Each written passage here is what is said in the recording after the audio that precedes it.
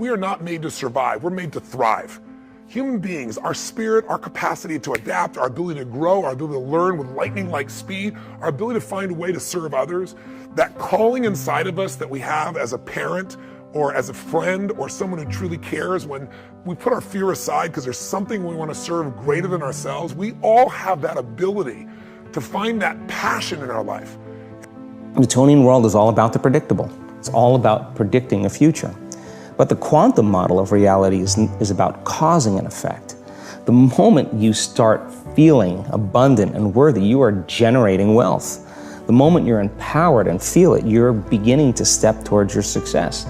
The moment you start feeling whole, your healing begins. And when you love yourself and you love all of life, you'll create an equal. And now you're causing an effect.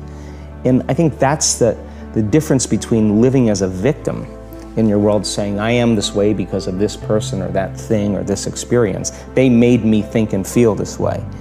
When you switch that around, you become a creator of your world, and you start saying, my thinking and my feeling is changing an outcome in my life. And now that's a whole different game, and we start believing more that we're creators of reality.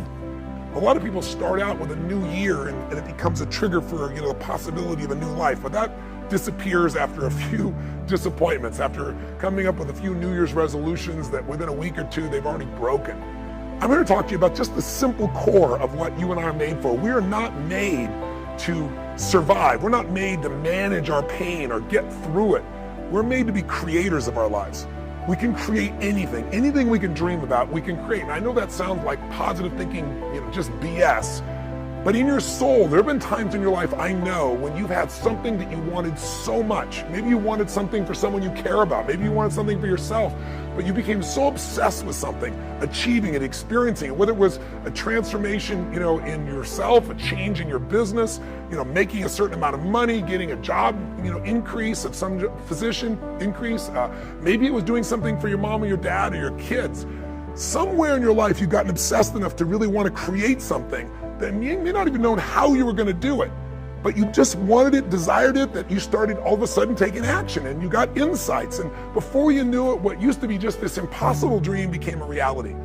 Is it fair to say that at some stage in your life that there are some things today in your life that were once just a dream or a goal, that once seemed difficult or impossible, whether it be the job you have or the relationship you're in and might be taking for granted? Is there anything in your life today that was once like that? Well, then you and I are creators. And very often when we get overwhelmed by so many things that we feel out of control by, we start getting into being managers of our life, managing our pain, managing through the situation. If you're not being defined by a vision of the future, then you're left with the old memories of the past and you will be predictable in your life. And if you wake up in the morning and you're not being defined by a vision in the future, as you see the same people and you go to the same places and you do the exact same thing at the exact same time, it's no longer that your personality is creating your personal reality. Now your personal reality is affecting or creating your personality. Your environment is really controlling how you think and feel unconsciously, because every person, everything, every place, every experience has a neurological network in your brain. Every experience that you have with every person produces an emotion. So some people will use their boss to reaffirm their addiction to judgment. They'll use their enemy to reaffirm their addiction to hatred. They'll use their friends to reaffirm their addiction to suffering. So now they need the outer world to feel something. So to change then is to be greater than your environment, to be greater than the conditions in your world. And the environment is that seductive. So then why is meditation the tool? Well, let's sit down, let's close our eyes. Let's disconnect from your outer environment. So if you're seeing less things, there's less stimulation going to your brain. If you're playing soft music or you have earplugs in, less sensory information coming to your brain, so you're disconnecting from your environment. If you can sit your body down and tell it to stay like an animal, stay right here. I'm gonna feed you when we're done. You can get up and check your emails, you can do all your texts, but right now, you're gonna sit there and obey me.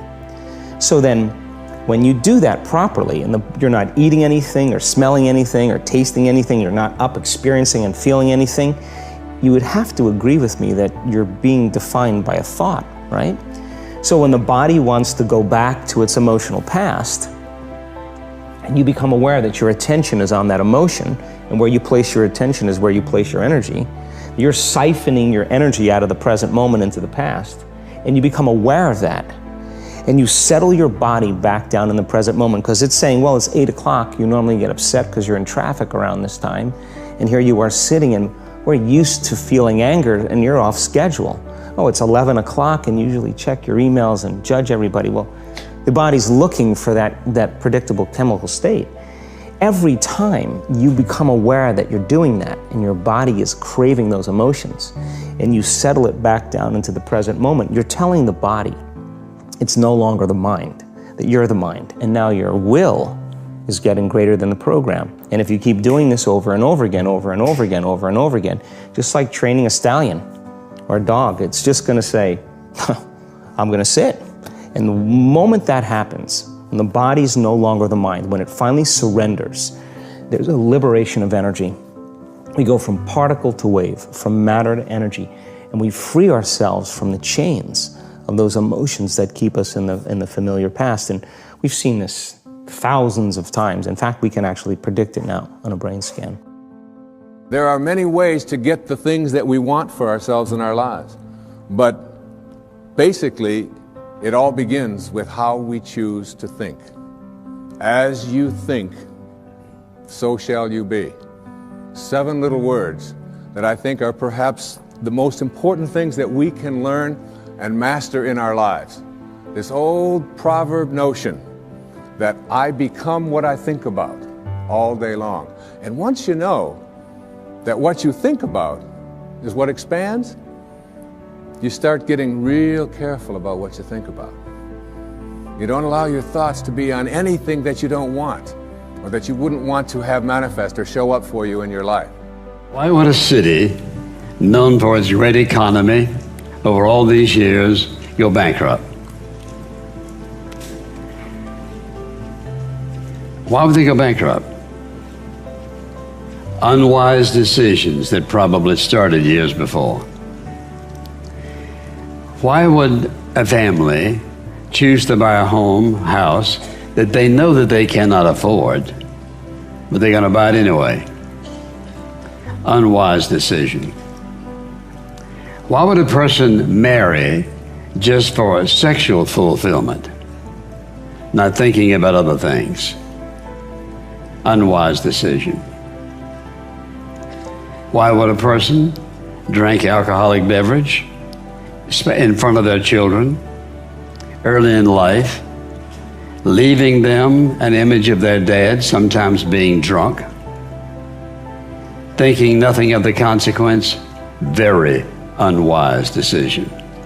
When you think about the kind of life that you're living, would you say that the decisions that you're making are wise or unwise?